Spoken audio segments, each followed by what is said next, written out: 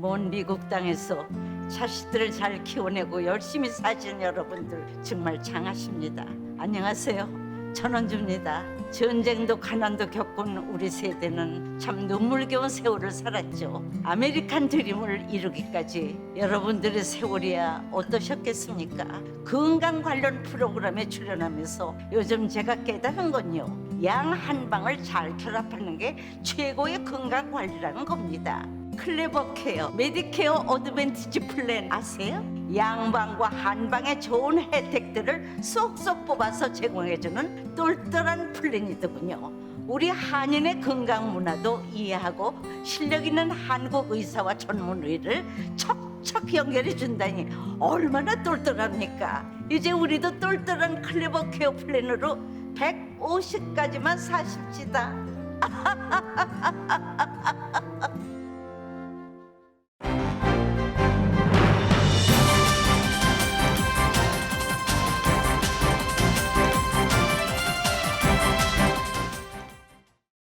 새해 복 많이 받으세요.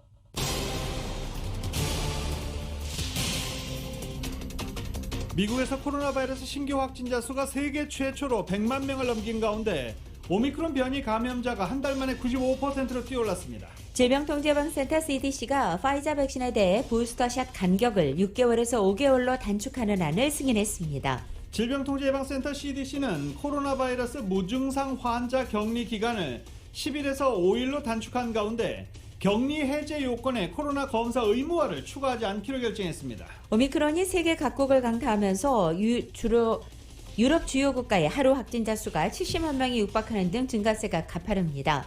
WHO는 오미크론의 전염력이 폭발적이지만 그래도 증상은 이전 델타 변이보다 가볍다는 증거가 많다고 밝혔습니다. LA 카운티 보건국은 어제 하루 코로나 바이러스 일요 확진자 수는 2만 1,790명이라고 밝혔습니다. 어제 하루 24명이 사망했습니다. 이런 가운데 LA 카운티 정치인 사이에서도 바이러스가 확산되고 있습니다. 캐서린 바거 슈퍼바이저와 니디아 라만 제4지구 시의원이 코로나 양성 판정을 받았습니다. 캘리포니아 주정부가 코로나 바이러스 팬데믹으로 인해 모기지를 내기 힘든 주민들을 위해 최대 8만 달러 모기지를 탕감해주는 프로그램을 시행합니다. 시카고 교육당국과 교사노조가 대면 수업 실시 여부를 두고 충돌했지만 오늘 오전 결국 온라인 수업으로 전환하기로 결정됐습니다.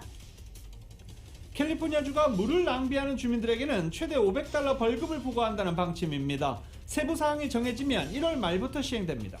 저희 라디오 솔보도국이 새해를 맞아 주요 한인사회단체장의 한 해 활동 계획을 들어보는 시간을 마련했습니다. 오늘은 제임스 안 LA 한인회장을 만나봅니다. 오늘부터 세계 최대 전자정보기술 전시회 CES 2022가 개막합니다. 반도체 업체들의 치열한 경쟁이 예고되는 가운데 많은 IT 기업들은 코로나 바이러스 우려로 불참을 선언해 반쪽짜리 행사가 됐다는 평가입니다. 한편 79년의 역사를 자랑하는 골든글로브 시상식이 영화와 방송업계 헐리우드 스타들의 보이콧에 따라서 오는 9일 열리는 시상식은 결국 관객과 방송 중계 없이 치러지기로 했습니다. 북한이 동해상으로 탄도미사일을 발사했습니다. 미국 인도태평양 사령부는 미국 측 인력이나 영토, 동맹에 직접 위협은 되지 않는다고 밝히고 동맹국들과 긴밀히 논의 중이라고 덧붙였습니다. 일본군 위안부를 자발적인 매춘부라고 왜곡했던 하버드대학의 존 마크 램지어 교수가 또 위안부 강제징용은 사기이며 사실을 입증하는 증거가 없다고 주장해 논란이 예상됩니다. 국민의힘 윤석열 후보가 선거대책위원회를 완전히 해산했습니다. 김종인 위원장과는 완전 결별했고 핵심 측근 권성동 사무총장과도 선을 그었습니다. KBS가 실시한 여론조사 결과 이재명 후보가 윤석열 후보를 13%포인트 차로 앞서는 것으로 조사됐습니다. LA 레이커스가 세크라멘토 킹스를 122대 114로 꺾었습니다. 오늘은 LA 레이커스, LA 클리퍼스 모두 경기 없는 날입니다. 토트넘이 오늘 오전 11시 45분 첼시와 리그컵 준결승 1차전을 치릅니다. 손흥민 선수가 리그 10호 골, 6시즌 연속 두 자릿수 득점 기록에 나섭니다. 하락 출발했던 오늘 뉴욕 증시 현재 혼조세 보이고 있습니다. 원달러 환율은 1196.9원으로 마감했습니다. 남가주 오늘도 맑은 날씨에 한인타운 낮 최고 기온 69도 예상됩니다. 이 시간 주요 뉴스는 미주 취항 30주년을 맞은 아시아나항공, 지난 30년간 함께해 주신 성원에 감사드리며 앞으로도 정성을 다하는 서비스와 쾌적한 휴신 항공기로 안전하고 편안하게 모실 것을 약속드립니다. 아시아나항공 제공입니다. 여러분 안녕하십니까? 김윤정입니다. 안녕하십니까? 유지승입니다. 2022년 1월 5일 수요일 라디오 설모닝 뉴스 2부입니다. 코로나 바이러스 무증상 환자 격리 기간을 10일에서 5일로 단축했죠. 그리고 격리 해제 요건에 코로나 검사 의무화는 추가하지 않기로 결정했습니다. 질병통제예방센터 CDC는 격리 기간 단축 논란과 관련해 이러한 내용의 추가 지침을 발표했습니다. 5일 격리를 끝내면 최소 5일 동안 마스크를 쓰고 외부 활동을 할 수 있다는 기존의 격리 기간 단축 지침을 유지했고, 해제 요건에 코로나 검사 의무화를 추가하지 않고 개인의 선택에 맡기기로 했습니다. CDC는 무증상자 격리 기간을 5일로 줄이면서도 격리 해제 요건에 코로나 검사 의무화를 추가하지 않은 것은 과학적 증거라고 강조했습니다. 17개국의 113개 연구 결과를 검토한 결과 코로나 바이러스 전파는 대부분 감염 초기에 이루어진다며 5일 격리로 충분하다는 입장입니다. 뉴욕타임즈는 CDC가 무증상자 격리 해제 요건에 코로나 검사를 추가할 것으로 예상됐지만 놀랍게도 검사를 의무화하지 않았다라고 전했습니다. 의학연구기관 스크립스 연구소의 에릭 토플 소장은 격리 단축은 검사와 함께 이루어져야 한다며 CDC가 혼란을 가중시키고 있다라고 비판했습니다. 질병통제예방센터 CDC는 어제 코로나 파이자 백신의 부스터샷 추가 접종 간격을 6개월에서 5개월로 단축하는 안을 승인했습니다. CDC는 파이자 백신 2차 접종 후 부스터샷을 5개월 후에 맞을 것을 권고한 것입니다. 식품의약국 FDA의 전날 공고안을 이 질병통제예방센터 CDC가 승인하면서 최종적으로 확정된 것입니다. 다만 CDC는 존슨앤존슨과 모더나 백신의 경우에는 완전한 접종을 마친 후 각각 2개월과 6개월 후에 부스터샷을 맞도록 한 기존 방침을 유지했습니다. 코로나 신규 환자 가운데 오미크론 변이 감염자가 첫 확진 이후 한 달 만에 95%로 올라섰습니다. 이처럼 전염력이 강한 오미크론이 미국을 휩쓸면서 하루 확진자 100만 명을 넘어선 이틀째입니다. YTN입니다.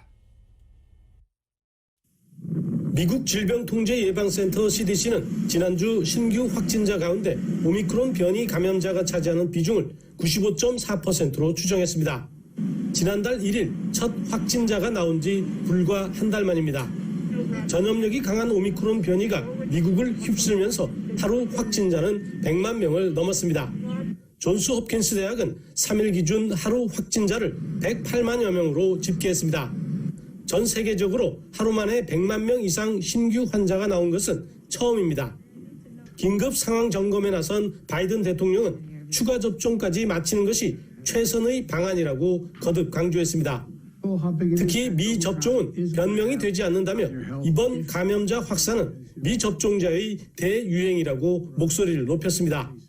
We have in hand all the vaccines we need to get every American fully vaccinated, including the booster shot.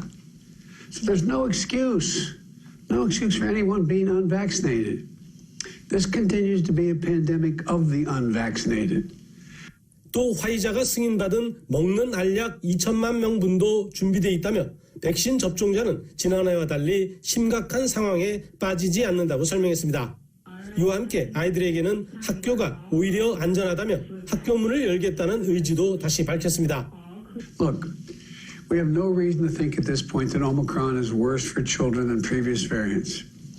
We know that our kids can be safe when in school, by the way. That's why I believe schools should remain open. 하지만 조지아, 오하이오, 뉴저지주 등 일부 지역에서는 겨울방학 이후 개학을 온라인으로 여는 조치에 나서고 있습니다.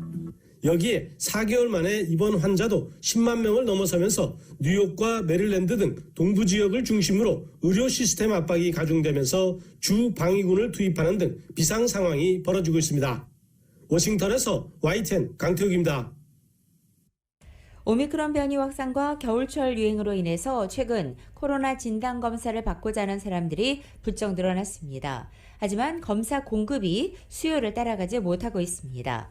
검사소에서 진단검사를 받았다 해도 결과를 받아보는 데까지 최대 열흘이 걸리기도 합니다.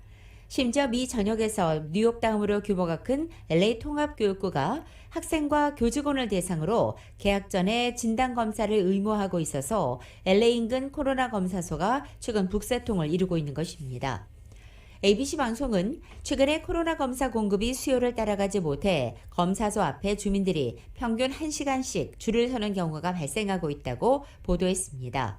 여기에 배송이 지연됨에 따라 자가진단키트 유통에도 차질이 생겨 마켓에서도 쉽게 구매 가능했던 자가진단키트가 동일한 상태입니다. LA 카운티 보건당국은 코로나 증상이 있거나 또 감염자와 접촉한 주민을 대상으로 LA 카운티 홈 테스트 컬렉션 프로그램을 시행해서 무료 자가진단 키트를 제공하고는 있지만 이 진단 키트 수가 한정되어 있기 때문에 실질적으로 주민들이 진단 키트를 제공받기란 무척 어려운 것으로 전해지고 있습니다. 코로나 바이러스 감염 그리고 독감 감염 두 개 한꺼번에 감염된 것을 플루로나, 자꾸 새로운 단어들이 많이 나오죠. 네, 이 플루로나라고 하는데 LA 카운티에서 첫 번째 플루로나 케이스가 나왔습니다. 게티센터 코로나 바이러스 검사장에서 테스트를 받은 사람 중에 플루로나 케이스가 나왔다고 보건국이 밝혔습니다. 최근 이스라엘, 브라질, 헝가리, 크로아티아 등 세계 곳곳에서 독감과 코로나에 동시에 감염된 플루로나 환자들이 속속 나타나고 있는데 LA에서 첫 번째 케이스가 보고된 것입니다. 이번에 감염이 확인된 플루로나 환자는 최근 가족과 함께 멕시코 여행하고 돌아온 미성년자로 알려졌습니다. 이 미성년자는 증상이 발현됐지만 병원에 가진 않았고 플루로나 사실을 통보받은 후 부모와 함께 집으로 갔습니다. 이 LA의 플루로나 미성년자에게 나타난 증상은 얼마나 심각한지 코로나 테스트에서 아직 양성 반응이 나오는지 등은 정확하게 알려지지 않은 상황입니다. 플루로나 상태가 되면 감기 증상, 전형적인 감기와 비슷한 증상이 나타나는 것으로 일단은 알려지고 있습니다. 현재 겨울이어서 독감과 코로나가 동시에 유행하다 보니 플루로나 환자들도 증가할 것으로 우려되고 있습니다. 많은 과학자들은 플루로나 상태에서 치명력이나 중증력이 어느 정도인지 제대로 파악해 정확하게 대처해야 한다라고 강조하고 있습니다. 이런 가운데 말리부 시청이 한시적으로 문을 닫기로 결정했습니다. 말리부 시는 최근에 코로나 확산이 심해지자 1월 5일, 즉 오늘부터 28일 금요일까지 약 2주간 시청 문을 닫는다고 밝혔습니다. 말리부 시장은 시민들의 건강과 안전을 지키기 위해 시청 업무가 제대로 돌아가야 한다고 판단했고, 그래서 이 목적을 이루기 위해 시청을 폐쇄하는 이유를 밝혔습니다. 시청 직원들은 말리부시에서 필요로 하는 일들을 계속 해나갈 수 있어서 대면으로 처리하는 대면 업무를 잠시 중단한다는 것입니다. 대신 비대면 업무는 계속해 나갑니다. 현재 계속되고 있는 코로나 확산을 주의 깊게 지켜보면서 대면 업무 재개 여부를 신중하게 결정한다는 방침도 갖고 있습니다. 일단 1월 28일 금요일까지 폐쇄하기로 잠정 결론을 내렸지만 확산세가 약해진다면 그 전이라도 다시 대면 업무를 재개하겠다는 것이 현재 말리부시의 계획입니다. 말리부시의회와 위원회 회의는 화상으로 전환돼 계속됩니다. 바이든 행정부가 코로나 바이러스 치료제를 기존에 밝힌 것 2배 구매하기로 했습니다. 또 무료로 배포하기로 한 코로나 바이러스 검사 키트 5억 개에 대한 구매 절차도 마무리 단계에 있다며 관련 웹사이트를 이달 말에 가동하겠다라고 밝혔습니다. 바이든 대통령은 백악관에서 정부 코로나 대응팀과 화상회의에서 코로나 알약 치료제 팍스로비드를 기존의 1,000만 명분에서 2천만 명분으로 2배 늘리겠다고 밝혔습니다. 미국 정부의 치료제 구매 확대 방침은 오미크론으로 인해 감염자가 급속도로 확산하고 있는 상황과 맞물려서 나왔습니다. 칼스테이트 LA, CSU LA가 코로나 확산세에 3주 동안 원격 수업으로 봄학기를 시작하기로 결정했습니다. CSU LA 윌리엄 코비너 총장이 어제 24일에 시작되는 학기 모든 수업은 2월 11일까지 원격으로 진행된다고 발표한 것입니다. 새학기 시작 시기가 보건 전문가들이 코로나 감염자가 팬데믹 이후 최대를 기록하는 절정에 달할 것으로 전망한 시기와 겹치고 있어 이 같은 결정을 내리게 됐다고 설명한 것입니다. 대면 수업을 시작하기 전 그 결정이 지나갈 수 있게 함으로써 코로나 확산을 막는 데 도움이 되기를 희망한다고 덧붙였습니다. 23개 캠퍼스가 있는 CSU 시스템은 봄학기의 원격 수업 지침을 아직 발표하지는 않았습니다. 한편 UC 계열 대부분 캠퍼스는 지난 3일부터 일단 2주 동안 원격 수업으로 새학기를 시작한 바 있습니다. 월스트리트 대형 은행들이 지금 고민에 빠져 있다고 합니다. 뉴욕시가 지역 경제 활성화를 위해서 사무실 정상화를 압박하는 반면 재택근무에 익숙해진 직원들이 주 5일 출근 재개에 반발하고 있기 때문입니다. 에릭 애덤스 신임 뉴욕시장은 문을 열어야 하고 코로나 바이러스와 함께 사는 법에 생각을 고칠 필요가 있다라고 말했습니다. 최근 오미크론 급속 확산으로 JP모건 체이스, 시티그룹, 웰스파고, 골드만삭스 등 주요 은행들이 몇 주간 사무실 복귀 계획을 늦추고 재택근무를 허용, 권장한 것을 겨냥한 발언입니다. 월가 기업들이 사무실을 열지 않으면 직장인들과 출장자들에게 의존하는 뉴욕시 식당, 호텔, 세탁소 등의 자영업자들의 경제적 고통이 지속될 것이라고 애덤스 시장은 우려했습니다. 금융업계 경영진도 마찬가지로 가능한 빨리 사무실 출근을 정상화하고 싶어하는 분위기입니다. 하지만 다수의 직원이 점점 더 출근과 재택근무를 병행하는 유연 근로제에 익숙해지면서 풀타임 출근을 꺼리고 있다는 사실이 경영진의 고민을 안겨준다고 월스트리트 저널은 진단했습니다. 인력 확보가 어려운 현재 노동시장 환경을 고려할 때 직원들의 의사에 반해 무조건 출근을 강요하기는 어렵기 때문입니다. 새로운 인력을 구하기도 힘들다는 점에서 기업들은 기존 직원들이 퇴사하지 않도록 붙잡아두는 데 주력하고 있는 상황입니다. 시티그룹의 경우 다른 은행에서 일하는 경력자들을 끌어들이기 위해 유연한 재택근무 정책을 채택했다라고 월스트리트저널은 보도하기도 했습니다. 라디오솔 모닝뉴스 2부 미국과 로컬 소식은 나눔 실천, 오픈뱅크가 생각하는 가장 가치 있는 투자입니다. 나눌수록 커지는 가치, 오픈뱅크 제공입니다.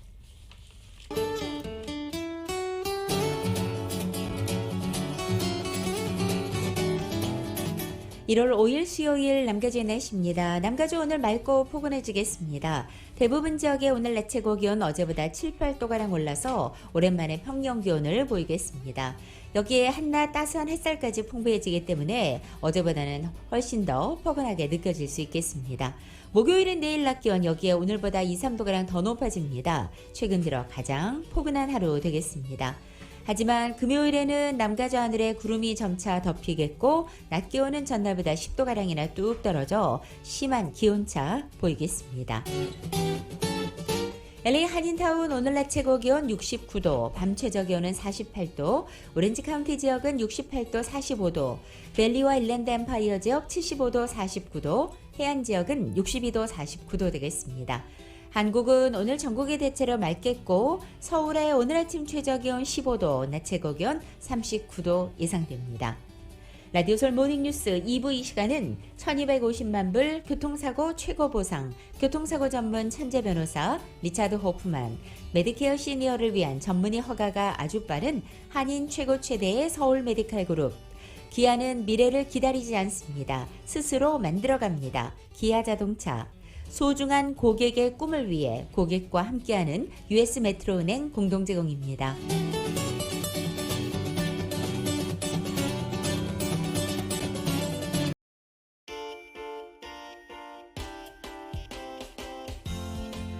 라디오솔 모닝뉴스 2부 이 시각 현재 프리웨이 교통 상황입니다. 101 놀선상입니다. 스프링 스트리트로 내리는 지점 이중 추돌 사고 있습니다. 605 사우스선상 밸리 블루바드와 만나는 지점 이중 추돌 사고 있고 다시 101 놀선상 알라메다 스트리트가 만나는 지점에도 이중 추돌 사고 있습니다. 이번엔 10번 이스트 선상입니다. 라브레아 에비뉴로 내리는 지점 이중 추돌 사고 있습니다. 5번 사우스선상 락스포드 스트리트가 만나는 지점에도 이중 추돌 사고 있습니다. 참고하시고 안전운전하시기 바랍니다.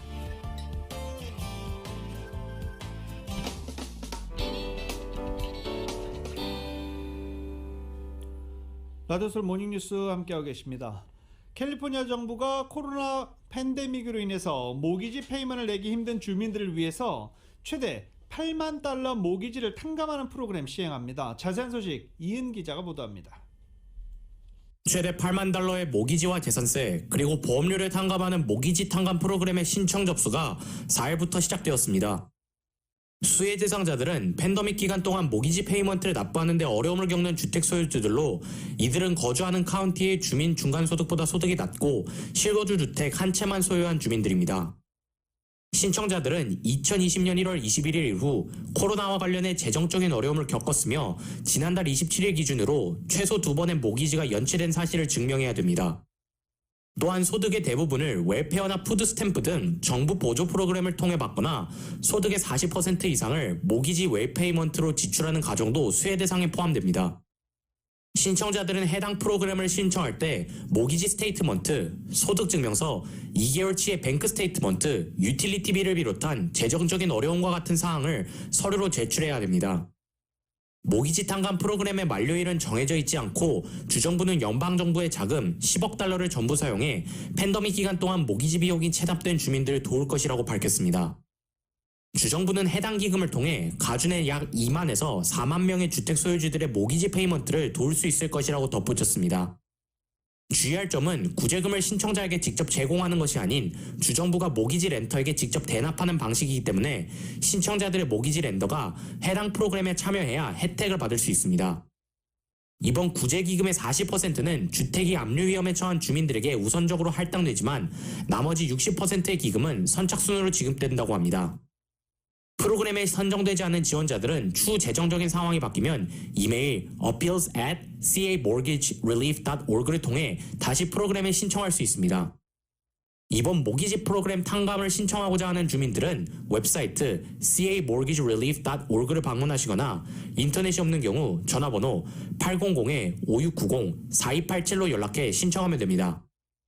라디오 서울 뉴스 이은입니다.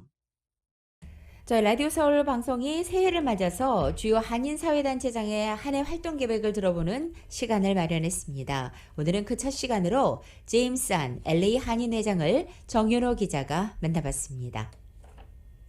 LA 한인회는 올해에도 장기화되는 코로나로 인한 각종 정부의 구제 프로그램의 혜택을 가능한 한 많은 한인들이 받을 수 있도록 프로그램 신청 대행 서비스에 주력할 계획이라고 제임스 안 LA 한인회장은 밝혔습니다.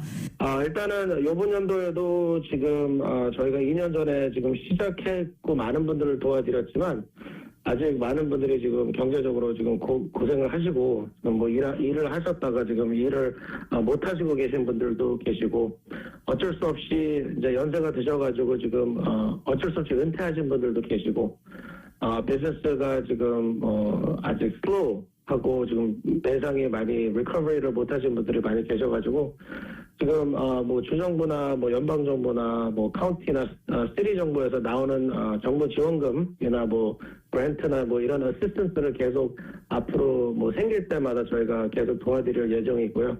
그래서 그게 지금 제일 우선으로 중요한 것 같아요. 올해 4.29 폭동 30주년을 맞아 LA 한인회는 타 단체들과 협력해 의미 있는 행사를 기획할 계획이라고 합니다. 여태까지는 흑인 커뮤니티랑 코리안 커뮤니티 두 커뮤니티에서 이제 했는데 요번에 지금 2년 동안 뭐 Black Lives Matter 무브먼트 많았고 뭐 아시안 증오범죄도 우리 커뮤니티에 되게 좀 타격이 컸기 때문에 요번에는 좀 다른 타인종들도 같이 일을 해나갈 것 같아요. 지난해 한인사회 수건이었던 타운 선거구 단일화를 이뤘는데 선거구 단일화를 기점으로 미주 한인들의 정치력 신장을 도모하는 일련의 행사를 기획할 계획입니다. 앞으로도 저희 한인타운에 사시는 모든 한인분들에 대한 그 정치력 신장을 좀 키우는데 저희가 좀 많은 노력이 필요할 것 같아요. 그래서 앞으로 한인분들이 좀 이렇게 같이 뭉쳐서 투표 참여도 많이 하시고 저희 지금 그 로컬 시에서 이렇게 돌아가는 그런 모든 것들에 대한 좀 적극적인 참여가 많이 필요해요. 그래서 그런 에듀케이션도 저희 한인회에서 좀 앞장서서 좀 할 계획입니다. 그동안 LA 한인회가 한국 대선 등 재외선거에 미주 한인들의 참여율을 높이기 위해서도 노력을 기울여 왔는데 다가오는 한국 대선에서 영주권자나 단기 체류자들의 선거 등록률이 저조한 점은 아쉽다고 전했습니다. 계속되는 오미크론 등 변이 바이러스의 창궐 속에서도 대면 서비스를 이어갈 계획으로 4일부터는 코로나 방역 강화를 위해 LA 한인회를 방문하는 민원인들에게 코로나 백신 접종 카드 증명을 제시하도록 하고 있습니다. 라디오 서울 뉴스 정현호입니다. 앞으로 캘리포니아주에서 물을 과도하게 사용하다 적발될 경우 하루 500달러의 벌금을 부과받게 됩니다. 규정에 따르면 비가 온 뒤 48시간 내에 잔디에 물을 주거나 차단 장치가 없는 호수, 노즐이 없는 호수를 사용해서 세차 또는 이 드라이브웨이를 인도에 물이 흘러내릴 정도로 청소하면서 낭비하는 경우 벌금이 부과됩니다. 단속은 각 지역 정부 재량에 따라 이루어지며 세부 사항이 정해지면 이달 말부터 효력이 발생하게 됩니다. 이런 가운데 캘리포니아에 지난달 많은 비가 내린 덕분에 남가주 지역의 가뭄이 심각한 단계에서는 조금 벗어나 일부 완화된 것으로 나타났습니다. 미국 가뭄 모니터 최신 지도에 따르면 LA 카운티, 오렌지, 리버사이드, 샌버나디로, 벤츄라 카운티의 가뭄 사태가 지난 12월에 내린 비로 인해 눈에 띄게 개선됐다는 것입니다. LA 카운티와 벤츄라 카운티 내 대부분 지역은 모두 매우 심각한 가뭄에서 벗어나서 심각한 수준으로 완화됐습니다.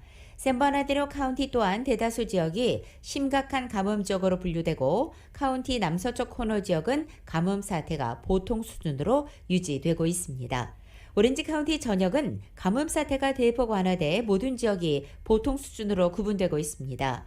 리버사이드 카운티 또한 아직까지 가뭄의 심각 상황인 남서쪽 지역을 제외하고는 모두 보통 수준으로 완화된 상태입니다. LA 카운티 내에서 오미크론 확산에 따른 각종 코로나 수치 증가로 LA 시의회가 다시 비대면 회의로 회귀했습니다. 누리 마르티네즈 LA 시의회 의장은 코로나 확산 우려가 증가하면서 LA 시의회를 비대면 회의로 전환한다라고 밝혔습니다.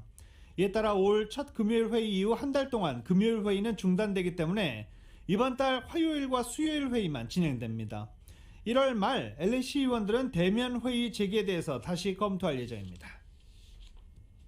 지난해 여름 북가주 시에라 네바다 지역에서 발생한 캘리포니아주 최악의 산불 가운데 하나로 기록된 딕시 산불이 처음에 전력회사 퍼시픽 가스 앤 일렉트릭의 전기줄에서 튄 불꽃에 의해 발화된 것으로 확인됐습니다. 캘리포니아주 산림화재보호당국은 어제 성명을 통해 지난 7월 13일 이 네바다 지역의 크레스타댐 서쪽에서 나무가 PG&E가 소유하고 운영하는 전력분배선을 건드리면서 산불이 시작됐다고 밝힌 것입니다. 산불 원인에 대한 조사 결과가 발표되자 PG&E사는 어젯밤 성명을 내고 이 큰 나무가 우리가 운영하는 전기줄을 덮쳤고 그 나무는 전기줄을 건드릴 수 있는 거리 안에 있는 800만 그루 나무들 가운데 하나라고 밝혔습니다. 그러면서 지난해 7월 기자회견에서 논의했던 내용이라고 전하기도 했습니다. 이어서 이 같은 위험을 줄이기 위해서 10,000마일 길이의 전기줄을 땅에 묻기로 이미 결정했다며 이번에 발표된 조사 결과와 상관없이 이 자신의 장비에서 산불을 일으킨 것을 막고 주민 모두와 안전을 보장하기 위한 노력을 끈기 있게 계속해 나갈 것이라고 다짐하기도 했습니다. 전임의 조기 귀임으로 공석이 된 LA 총영사의 김영환 국무조정실 외교안보 정책관이 새로 임명됐습니다. 한국 외교부는 LA 총영사의 김영환 국무조정실 외교안보 정책관을 시애틀 총영사의 서은지 유엔 평화유지 장관회의 준비기획단장, 시카고 총영사의 김정한 외교부 인사기획관, 경제협력개발기구 OECD 대표부 대사에는 안일환 전 청와대 경제수석 비서관 등을 임명했다고 밝혔습니다. 김영환 신임 LA 총영사는 외무고시 27회로 연세대학교 정치외교학과 학사, 버지니아 대학교 국제정치학 석사 과정을 밟았습니다. 그동안 외교부 소속으로 주 이라크 참사관, 주 중국 1등 서기관, 정책기획관실 정책총괄 담당, 기획조정실 조정기획관 등을 영입했습니다. 이 외에 통일부 장관 정책보좌관, 한반도 평화교섭본부 평화외교기획단 평화체제 과장을 지내기도 했었습니다. 한국 제20대 대통령 선거 재외투표를 위한 유권자 등록 마감이 3일 앞으로 다가온 가운데 LA 총영사관이 주민들의 막바지 등록을 당부하고 나섰습니다. LA 총영사관에 따르면 어제 오후 5시를 기준으로 해서 신규 등록자가 5,970명, 영구명부 등록자 2,121명으로 현재까지 모두 등록된 유권자는 8,091명으로 집계됐습니다. 지난 국회의원 선거 당시 7,622명을 넘어선 수치로 지난 대선 때의 13,631명에는 미치지 못하는 실정입니다. LA 총영사관 당국은 8일로 마감일이 다가오자 오프라인 온라인 등록이 부쩍 늘고 있는 추세이기 때문에 지난 대선 때와 등록률이 비슷해지지 않을까 예상한다며 본래 막판에 등록하는 한인들이 많기 때문에 등록률은 마지막 날까지 지켜봐야 한다고 말했습니다. 유권자 등록 마감일이 다가오자 온라인은 물론이고 LA 총영사관에 직접 방문해서 유권자 등록을 하는 한인 주민들의 수도 현재 부쩍 늘고 있는 실정입니다. 미주 한인 이민 119주년을 기념하기 위해 올해도 캘리포니아 주의회에서 미주 한인의 날 기념 결의안이 발의됐습니다. 결의안은 1903년 1월 13일 102인의 첫 한인 이민자들이 미국에 첫 발을 디딘 후 하와이, 샌프란시스코를 중심으로 한 북가주 그리고 남가주에 이르기까지 점진적인 이주와 확산의 역사를 소개합니다. 그러면서 한인 이민자들이 이민 초기 사회적, 경제적, 언어적 장벽이 있었지만 아메리칸 드림을 위한 노력을 멈추지 않았고 인내와 희생으로 새로운 땅에 새로운 가정을 세우고 자녀들을 교육시켰다라고 전하고 있습니다.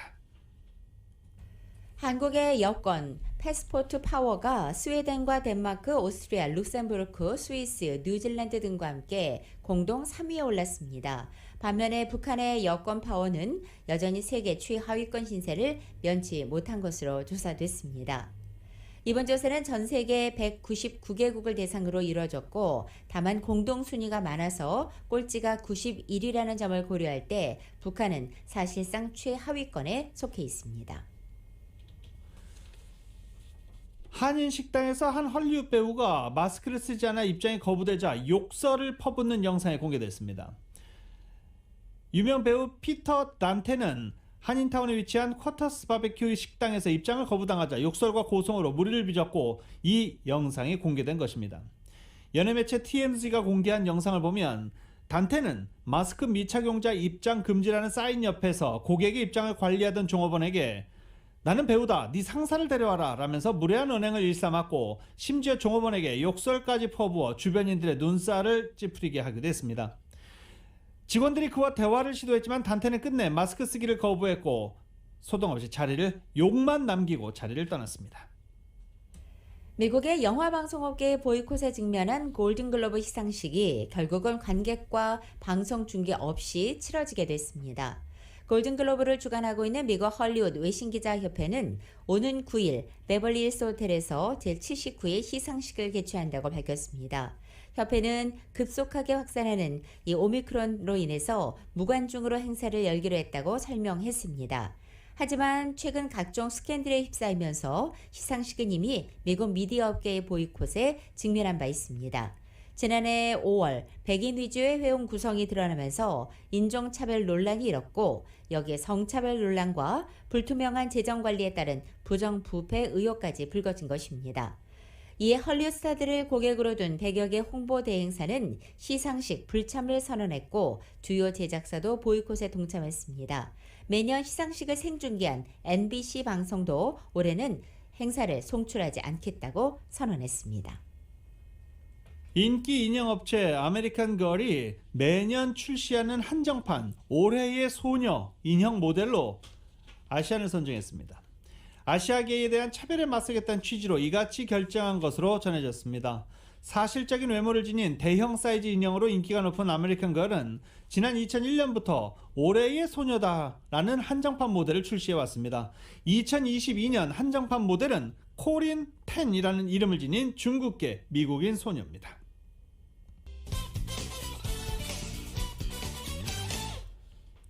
라디오솔 모닝뉴스 함께하고 계십니다. 연방준비제도가 보유 자산을 줄이는 방식으로 통화 긴축에 나서는 방안을 모색하기 시작했습니다. 연준 이사들은 현재 보유 중인 8조 7,600억 달러 규모의 국채와 주택 저당 증권을 언제 어떻게 줄일지 계획을 수립하기로 결정했습니다. 앞서 연준은 지난 12월 연방공개시장위원회 정례회의에서는 자산 매입 축소 속도를 높여 3월 테이퍼링을 마무리 짓기로 한 바 있습니다. 이 코로나 사태가 지속되는 가운데 미국에서 직장을 그만두는 근로자 수가 또 역대 최다 기록을 갈아치웠습니다. 연방노동부가 어제 공개한 지난해 11월의 구인 이직 보고서에 따르면 미국의 퇴직자 수는 453만 명, 퇴직률은 3.0%로 각각 집계된 것입니다. 전월보다 8.9% 급증한 11월의 퇴직자 수는 같은 해 9월 436만 명을 넘어서 지난 2000년도 12월 통계 작성 이래 가장 높은 수치이며 퇴직률은 역대 최고 타이 기록을 기록했습니다. 구직자보다 기업의 구인 건수가 훨씬 많아서 직장을 옮기기 쉬워지면서 이른바 대량 퇴직으로 불리는 현상이 심화하고 있다고 블룸버그 통신은 분석했습니다. 실제로 레저와 접객업에서만 100만 명이 작년 11월에 직장을 그만두는 등 주로 저임금 업종 근로자들이 급여가 높고 근로 여건이 우수한 새로운 일자리를 찾아 나선 것으로 분석됐습니다. 뉴욕의 연방준비은행은 전 세계적인 공급망 혼란이 여전히 심각하지만 이제 정점을 찍었을 수도 있다라고 밝혔습니다. 뉴욕 연은은 블로그에 올린 글을 통해서 공급망 혼란 정도를 보여주는 새로운 지표 국제 공급망 압력 지수를 개발했다며 이같이 말했습니다. 뉴욕 연방준비은행은 코로나 사태 이후 중국이 경제 봉쇄에 들어가면서 시작된 공급망 혼란은 2011년 일본 동일본 대지진과 태국 홍수 때보다도 심각한 수준이었다라고 분석했습니다.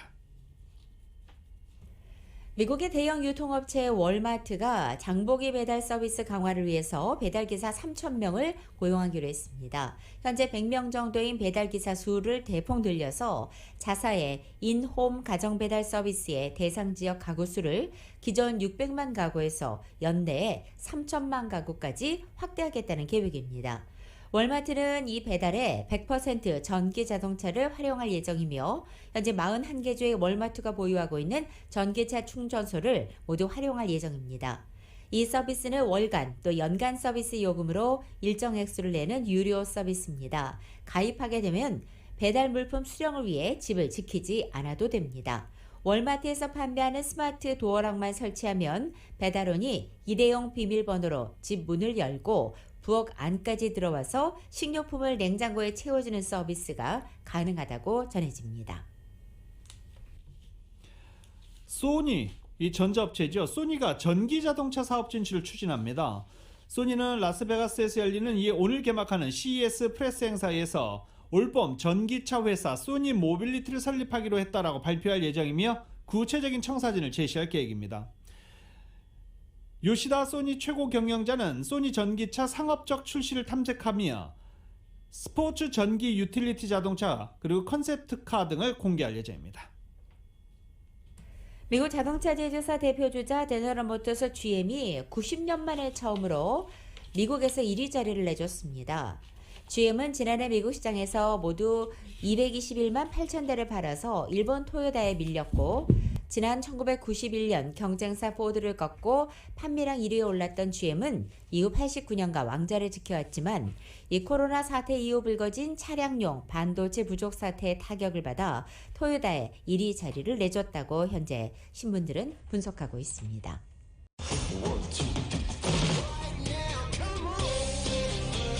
라디오솔 모닝뉴스 스포츠 소식입니다. 스포츠 소식은 전문가가 추천하는 이민법과 가정법 전문 제인정 종합법률사무소 제공입니다. 어제 LA 레이커스가 세크라멘토 킹스와의 경기에서 122대 114로 승리하고 3연승을 달리고 있습니다. 그러면서 클리퍼스하고는 순위를 바꿨죠. 7위, 8위 하위권에서 서로 주거니 받거니 하고 있는 상황입니다. 하지만 레이커스는 어제 르브론 제임스가 31득점으로 팀 최다 득점을 올리면서 팀 승리를 이끌었습니다. 그리고 어제 러셀 웨스트브룩이 19득점 그리고 리바운드 7개, 어시스트 2개를 기록했는데 어제 러셀 웨스트브룩이 단 한 개의 실책도 하지 않았습니다. 러셀 웨스트브룩이 단 한 개의 실책을 하지 않았던 것은 2016년 이후 처음입니다. 실책하면 러셀 웨스트브룩인데 정말 의미 있는 407경기 만에 실책을 한 개도 하지 않는 그런 경기를 어제 처음으로 러셀 웨스트브룩이 만들어냈습니다. 토트넘의 손흥민 선수가 LA 시간으로 오늘 오전 11시 45분 올 시즌 10호 골이자 6시즌 연속 두 자릿수 득점에 도전하게 됩니다. YTN이 보도합니다. 12월 리그 4경기 연속골에 이어 새해 첫 경기에서 택배 크로스로 팀의 무패 행진을 이끌고 있는 손흥민. 득점포 가동에는 2경기째 숨고르기 하고 있는 손흥민이 시즌 10호 골 사냥에 다시 나섭니다. 득점할 경우 지난 2016-2017 시즌부터 6시즌 연속 두 자릿수 득점이라는 기록도 함께 쓰게 됩니다. 무대는 잉글랜드 프로축구 리그컵 우승으로 향하는 마지막 관문인 준결승 1차전. 상대는 리그 2위를 달리고 있는 런던 라이벌 강호 첼시입니다.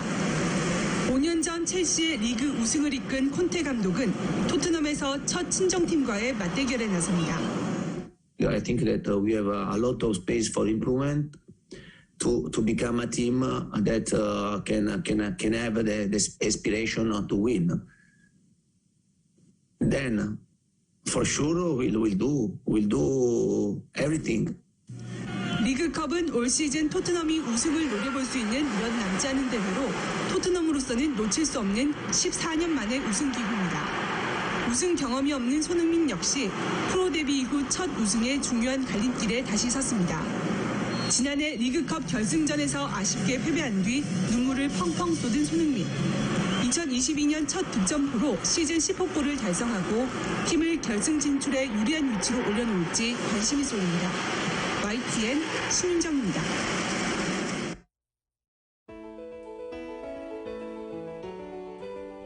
2022년 1월 5일 수요일에 전해드린 라디오서울 모닝뉴스 여기서 마치겠습니다. 지금까지 진행의 유지승, 김윤정이었습니다. 라디오서울 모닝뉴스 2부 이 시간은 1250만 불 교통사고 최고 보상, 교통사고 전문 천재 변호사 리차드 호프만, 메디케어 시니어를 위한 전문의 허가가 아주 빠른 한인 최고 최대의 서울 메디칼 그룹, 기아는 미래를 기다리지 않습니다. 스스로 만들어갑니다. 기아 자동차, 소중한 고객의 꿈을 위해 고객과 함께하는 US 메트로은행 공동 제공이었습니다. 잠시 후 9시에는 강희신의 오늘의 미국이 방송됩니다. 함께해 주신 여러분 고맙습니다.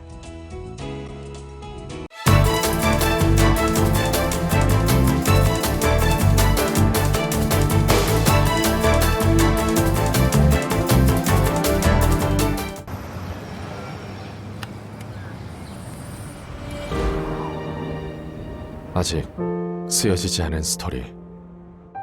그 스토리를 완성하기 위해서는 새로운 아이디어를 찾아 움직여야 합니다. 우리의 움직임, 그것은 차세대 전동화 차량을 만드는 것입니다. 당신의 새로운 영감을 찾아서